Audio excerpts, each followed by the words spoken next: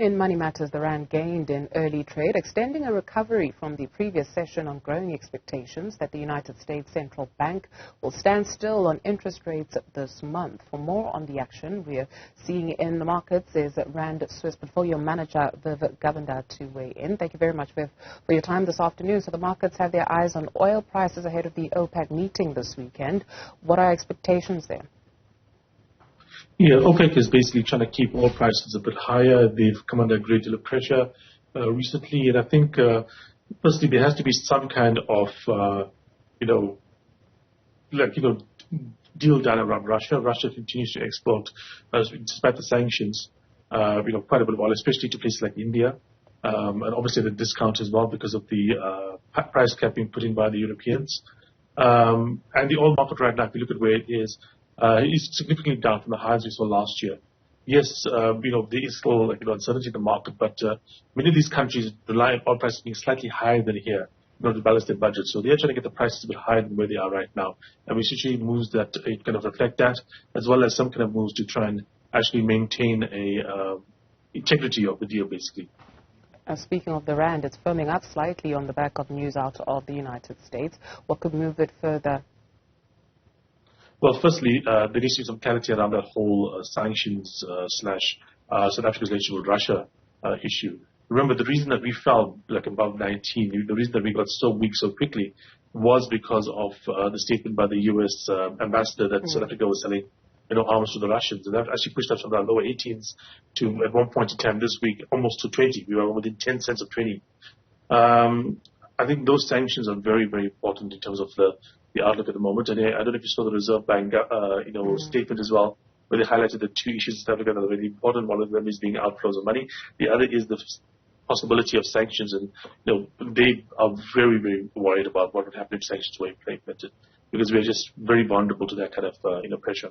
Let's play that scenario out. One, what is the likelihood that that would happen? Two, if it does, what does it mean?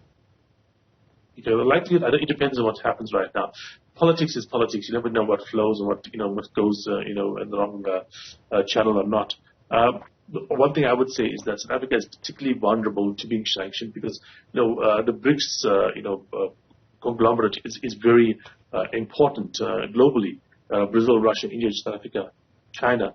But of those things, one party that's the weakest, that's the most vulnerable to sanctions and has very little ability to counteract that is South Africa. I mean, if you think about it, Russia obviously already sanctioned. There's nothing to do with that. India and China, massive economies, massive countries, geopolitically very important, and so you really want to mess around with them. Brazil to the Americans is very important. It's the largest country in South America.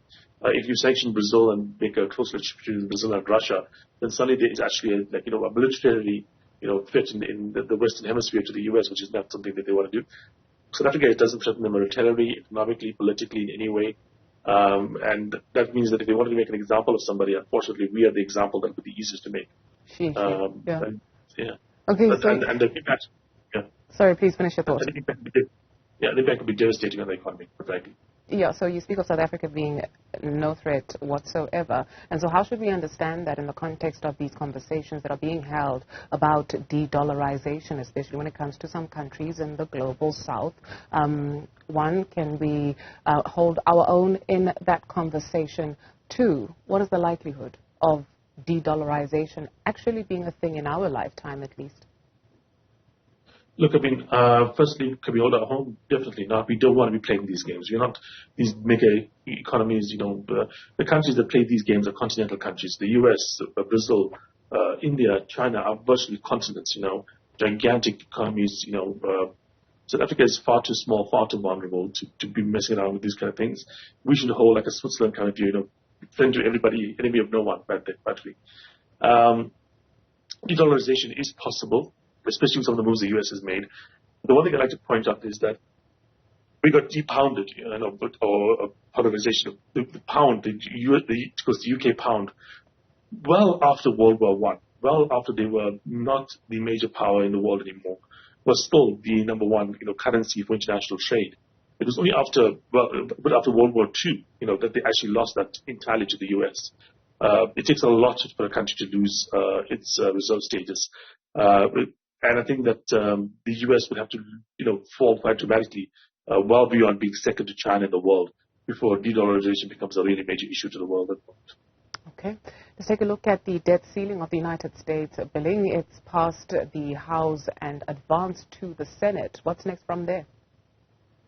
Look, the Republicans basically do not control the Senate. It's controlled by the Democrats. So technically, it probably should go through with reasonable ease. The Republicans will play spoiler, but there is no actual ability on their part to actually stop it. So yeah, it'll go through, especially since the Republican leadership actually wants the deal to be done. And that should basically solve the debt problem for like a year or so from here. ABSA has suspended 2 staff members in the gold leaf tobacco probe. Are we finally seeing some movement in the case? Yeah, look, I mean, we need to do some stuff around this thing here. One of the reasons we got the grey listing from FATF, the financial FATF basically, I say FATF is subsidiary FATF, was because of the fact that, you couldn't trust flows of money going through South Africa. Around the world, it's kind of like a gated garden basically, where any money flowing into the banking system in like the US or Europe and so on, technically should be clean money. And, if we were part of that system and money flowed in that was not clean, it would basically, reduce the trust they had in their own systems.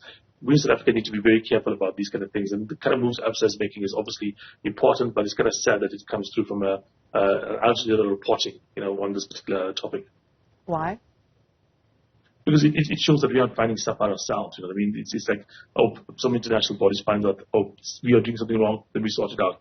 We aren't catching these things on our own, or aren't acting enough on our own in terms of catching criminals. Like if the police are only responding to cases that the news talks about, that's not a good police service.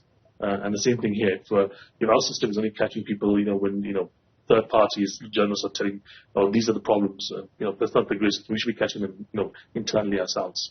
What does that say also about business? I mean, you look at Tongaat Hewlett, you look at Steinhofer, for instance, what does that say about the private sector in the country when it comes to consequences and repercussions? Yeah, look, I mean, there's been enough issues in South Africa corporate that warrants attention, and I think we need to see, look at Steinhoff, look at Tongaat Hewlett. We can't see fines, we can't see suspensions from being a director by the GSE. We need to see prison sentences. If you look at some of the stuff that happens in the US, I don't know if you remember the guy that raised the price of some drug by like 100% or 1,000% like that there because to make more profits, it was a life-saving drug, and he did something else wrong and he went to prison for like I think 5 years or something. And it wasn't even a major thing. He didn't lose anybody money. He just kind of wasn't clear about reporting, and there's some issues about how he reported stuff. But nobody lost money. He paid, nobody was defrauded or whatever in terms of actually losing money, but he still went to prison. And that's the kind of stuff that we should be seeing in South Africa. There should be significant penalties for that kind of crime.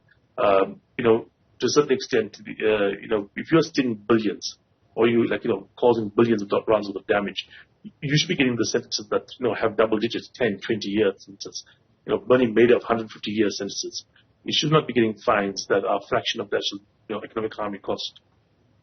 Is this country the exception to the rule, though, especially when it comes to the issue of consequence management for the private sector at least, or is the standard practice all over? It's standard practice in the countries that don't do well. The countries like we want to be like, this is not how things occur.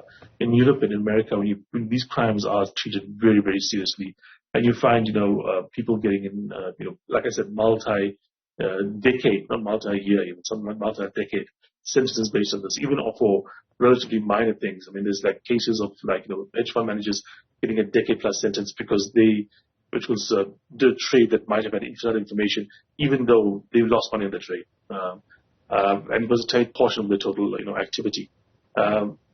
Whereas in countries that do have these kind of things happening, we have a lot of fraud happening, tend to be the developing countries that don't have the kind of outlook that we want to have in South Africa. How long are we going to be developing countries, Viv? Look, honestly, the problems in Africa, and I think this is something that I don't know if you've talked about it before. Have you seen the damage done to reading by the pandemic lockdowns? 80% of children with 4 years of schooling can't read. 80% of children with 4 years of schooling can't read. You cannot have a functional country when you have, 1 in 5 children being able to read. Half of them, 2 years later, can't pass the same test. That means they can't pass the test for, I think it was the 10-year-olds, I mean the 12-year-old. half of them can't pass that test in terms of reading. That's the real issue in South Africa. Longer term, we need to get our education system right, because you can't have a democracy functioning when you don't have an educated population. And unfortunately in South Africa, that I think is the thing. Forget load shedding, forget all the other stuff. Until we get the education system sorted out, we can't be a developed country where you have 80% of children after 4 years of school in country. Okay, the Republic's businesses are coming together to navigate the country's new black economic empowerment laws. What are the developments there, and how are markets reacting to the news? Look, the BE laws have changed to a certain extent. In some ways, they are easier for basically companies to handle, especially smaller companies. These are, I think, I think it's one of those things that you actually are, to a certain extent, hurting what you should be, should not be. So one of the new rules is happening is that you are looking at people basically being legislated, not in terms of how much money they're making, but in terms of how many people they have hired.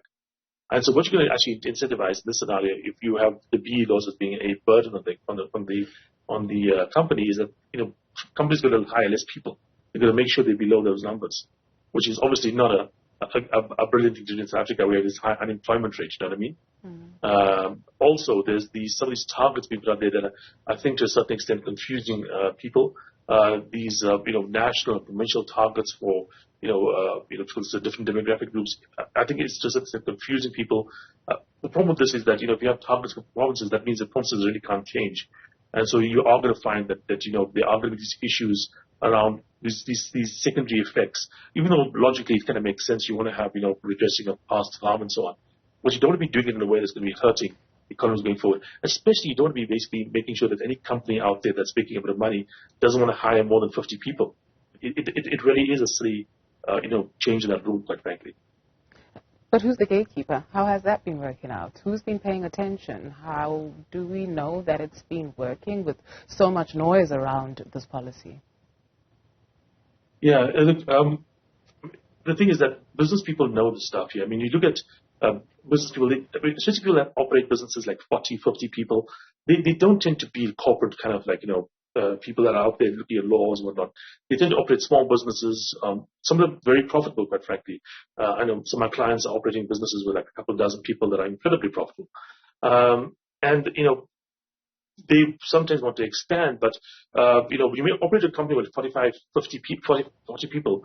You're doing quite well for yourself in South Africa. You have a very, very good lifestyle. And then if you go up maybe to 5 people, and then suddenly you're encountering a whole bunch of red tape and legislation that you've got to deal with, even if you basically support the policies, just from the point of view where you have a small business where you may be making like packaging or, some manufacturing of something or providing a service or whatever, that's an extra hassle to you because you don't have that HR department that's handling this stuff. You don't have a dedicated division to handle stuff. It's just a small business. And so you often will just say, oh, I get to 40 people and I don't get any more than that. This is a whole headache that I don't have to worry about. And that's going to happen here. I mean, we all know small business people. They are not exactly, especially very small business people like this, like 30, 40, 45 people. They don't want to be dealing with the red tape. They don't want to be dealing with the admin. And they don't have the capacity in the organization that an App Store or Standard Bank would have to actually have a division that deals with it for them. Sure. Thank you very much to Rand's portfolio manager, Viv Govender. Still to come.